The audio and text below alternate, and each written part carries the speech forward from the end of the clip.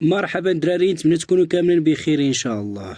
هذه هي اللائحة الرسمية للمنتخب الوطني المغربي لمباراتي الموزمبيق واوغندا. فاللائحة كالتالي: في حراسة المرمى ياسين بونو، منير الكجوي، المهدي الحرار. اما في خط الدفاع نصير مزراوي، محمد الشيبي، رومان سايس، جواد اليميق، نايف اغراد، انس صلاح الدين، ادم ماسينا، يوسف العمري. اما بخصوص خط الوسط فيتكون من أسامة ترغالين، بلال الخنوس، إسماعيل الصباري، إلياس بن صغير، سفيان أمراض، نبيل العينوي، عز الدين أناحي.